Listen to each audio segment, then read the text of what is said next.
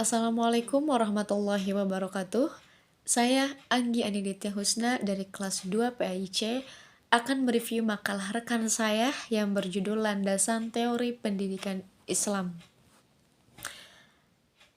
Ada 4 subbab yang akan saya review pada kesempatan kali ini, yakni konsep dasar pendidikan Islam, makna pendidikan Islam, tujuan pendidikan Islam, serta sejarah perkembangan Islam di Indonesia. Baik, kita langsung saja masuk ke materi yang pertama, yakni konsep dasar pendidikan Islam.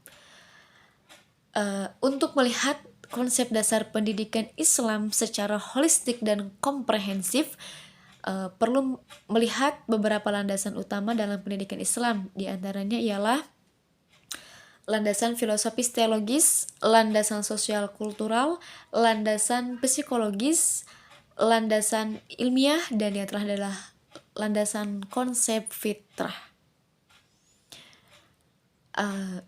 Apa sih yang dimaksud dengan landasan filosofis teologis gitu kan?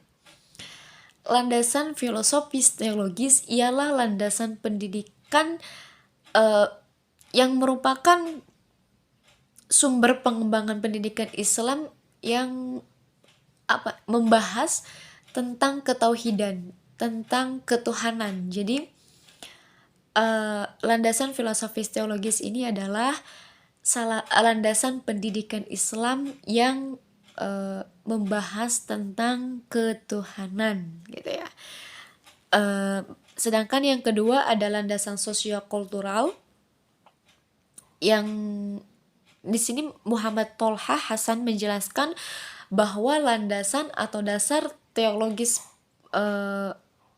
sosiologis itu merupakan bingkai lingkungan bagi pendidikan di mana sistem nilai dan budaya masyarakat ini dibangun. Jadi melalui landasan ataupun sistem sosiokultural ini nilai kebudayaan, nilai sosial, kemasyarakatan itu dibangun di dalam landasan sosiokultural tersebut. Baik, yang ketiga ada landasan psikologis, di mana landasan psikologis ini adalah landasan pendidikan yang sangat penting gitu ya. Karena dengan landasan ini itu menjadi dasar dalam menentukan beberapa hal pokok dalam pendidikan. Di antaranya adalah tingkat kemampuan peserta didik dengan materi yang diberikan dan metode pembelajaran yang cocok untuk peserta didik. Nah, hal itu selaras dengan pendapat Muhammad Tolha Hasan bahwa perkembangan psikologis peserta didik itu sangat berpengaruh terhadap perkembangan usia dan kesiapan mereka. Jadi landasan psikologi di dalam landasan psikologis inilah pendidik bisa mengetahui metode yang tepat yang harus disampaikan untuk peserta didik di umur kanak-kanak, remaja, bahkan dewasa gitu ya. Karena dengan adanya perbedaan umur, maka dapat dipastikan berbeda juga metode yang disampaikan oleh pendidik kepada peserta didik gitu. Baik, yang keempat ada landasan ilmiah atau ilmu pengetahuan dan teknologi yang dimana Husain Sulaiman Qawroh itu berpendapat bahwa landasan ilmiah atau ilmu pengetahuan dan teknologi ialah landasan yang dikonstruksi berdasarkan hasil kajian matang atau hasil dari penelitian-penelitian ilmiah dan pengalaman-pengalaman empirik dari para ahli dan praktisi pendidikan, yang termasuk di dalamnya ialah penemuan-penemuan teknologi modern yang terkait dengan masalah pendidikan. Jadi landasan ilmiah ini mencakup mengenai hasil kajian ataupun hasil penelitian para ahli yang dimana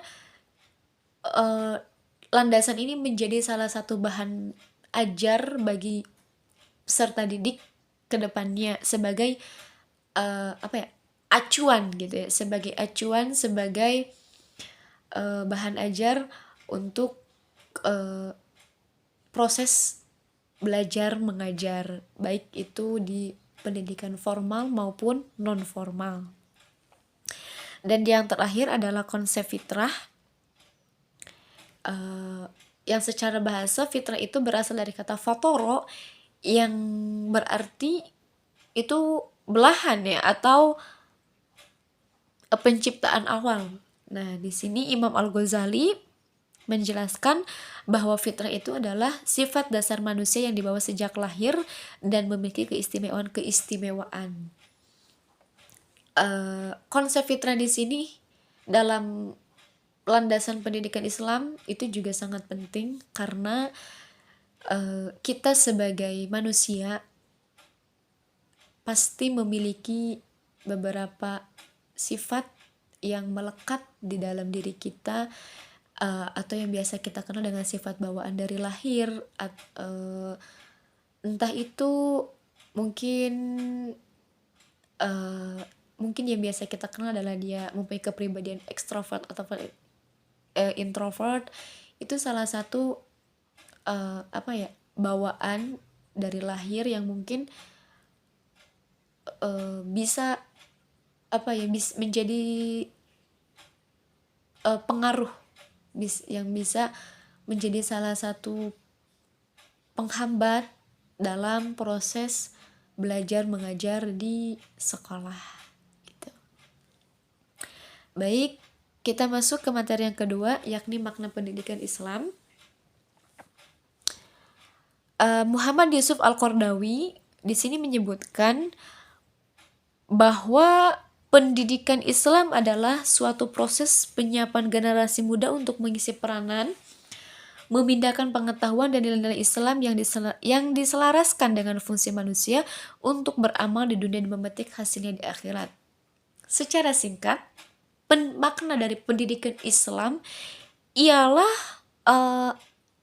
apa ya namanya, proses penyiapan generasi muda atau memindahkan pengetahuan dari pendidik, dari guru kepada murid, yang bertujuan, yang memiliki tujuan untuk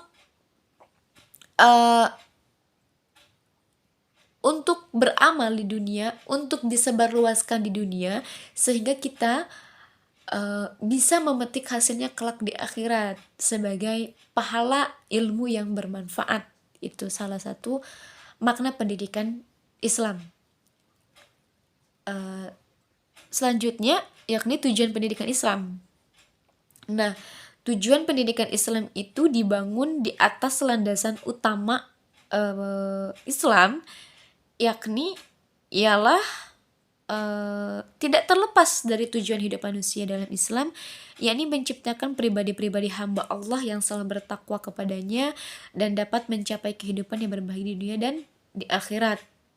Yang mana hal ini dijelaskan dalam Quran surat Az-Zariyat ayat 56 dan Quran surat Al-Imran ayat 102. Secara singkat, tujuan dari pendidikan Islam ialah mengenalkan Allah kepada hamba-hambanya agar kelak umat manusia, agar kelak hamba-hambanya itu sampai ke dalam tingkat mahabbah, ke dalam tingkatan cinta kepada Allah, ataupun bahkan bisa sampai ke dalam derajat takwa kepada Allah Subhanahu wa Ta'ala. Yang terakhir ialah sejarah singkat pendidikan perkembangan Islam di Indonesia. Masuknya Islam ke Indonesia itu memang masih sangat kontroversial, namun seiring pendidikan Islam itu hampir beriringan dengan masuknya Islam ke Indonesia gitu. Yang sudah kita tahu bahwa masuknya Islam ke Indonesia adalah salah satunya dengan cara berdagang ataupun melalui seni dan budaya seperti pertunjukan wayang ataupun syair-syair yang lainnya. Nah, perkembangan Islam di Indonesia mungkin pada saat dulu itu masih sangat minim, mungkin hanya berasal dari mulut ke mulut ataupun melalui kelompok-kelompok kecil, sambil membahas tentang keislaman di sela-sela waktu istirahat di kesibukan mereka gitu. Dengan seiring berjalannya waktu dan canggihnya teknologi, pendidikan Islam pun semakin berkembang hingga sampai seperti sekarang ini, banyak pondok pesantren yang sangat masya Allah, bahkan juga begitu banyak rumah tahfidz yang dimana di sana mewadahi para santri-santri ataupun anak-anak maupun remaja, peserta didik yang memang ingin berkiprah di bidang tersebut gitu. Baik, itu saja yang dapat saya sampaikan. Kurang dan lebihnya saya mohon maaf. Wassalamualaikum warahmatullahi wabarakatuh.